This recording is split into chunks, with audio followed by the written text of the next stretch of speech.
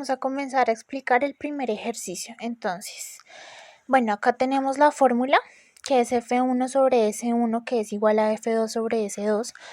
Primero comenzamos calculando S1, que es sería 50 centímetros, y eso para convertirlo a metros lo vamos a hacer por 1 metro dividido 100 centímetros. Centímetros con centímetros se cancela y queda 0,5 metros.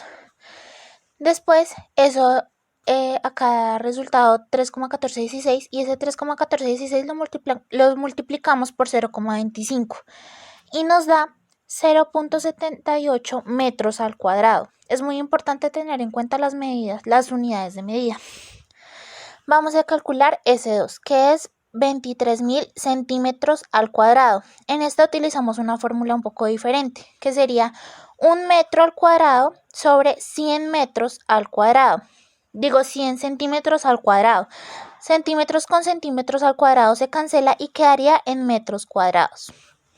Ahora proseguimos a calcular F2, que es 1.200 kilogramos por 9.8 newtons. Siempre es en newtons. Y nos da un resultado de 11.760 newtons. Ahora por último calculamos F1, que sería la fórmula que nos dio dF2 y 2.23 que sería el S2 y multiplicamos por 0.78 que fue la fórmula, el resultado que nos dio en S1, y eso nos da un resultado de 3,88.17 newtons.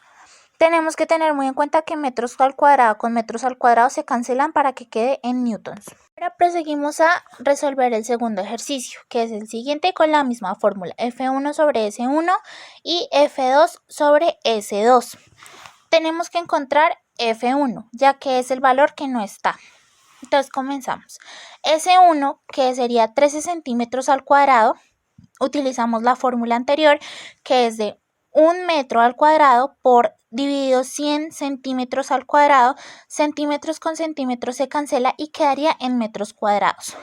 Después tenemos el valor de S2, que ya lo conocemos, que es 5 metros al cuadrado.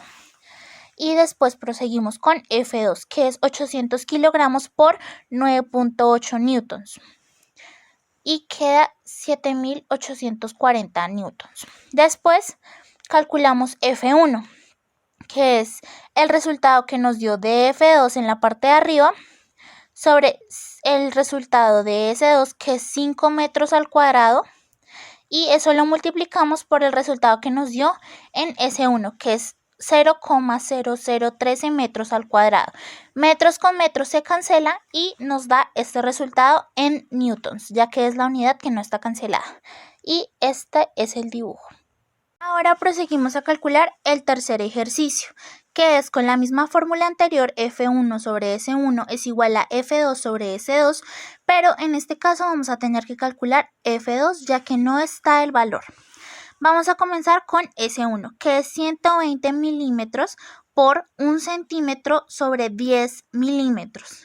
Milímetros con milímetros se cancela, queda en centímetros, y después hacemos la misma fórmula, pero es con 1 metro y 100 centímetros. Como no está al cuadrado, no se pone al cuadrado.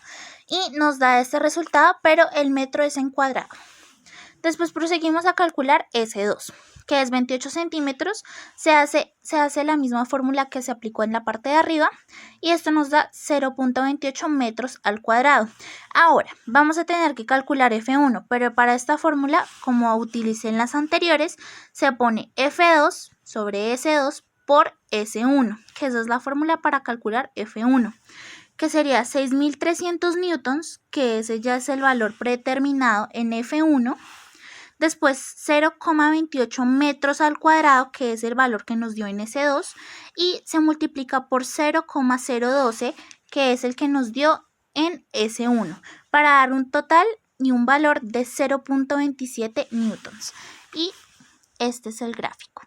Ahora vamos a calcular el último ejercicio.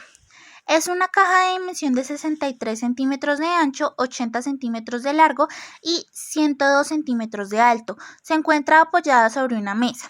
Calcule la presión que ejerce la caja sobre la mesa cuando ésta se apoya sobre cada una de sus caras, teniendo en cuenta que la masa de la caja es de 128 kilogramos, la masa de la mesa es de 355 kilogramos. Realice la ilustración del ejercicio. ¿Y en qué posición de la caja se obtiene una mayor presión? Justifique su respuesta.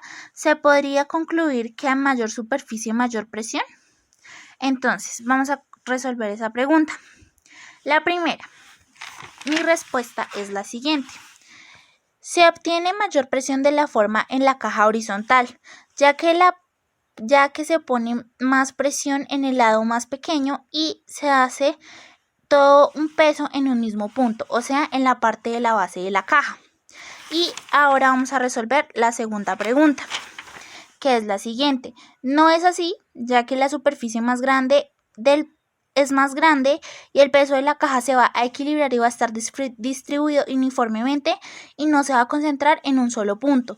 Entonces, si la caja no está de forma horizontal, va a tener más presión, pero si está de forma vertical, se va a equilibrar el peso y no va a ser solamente la presión en un solo punto.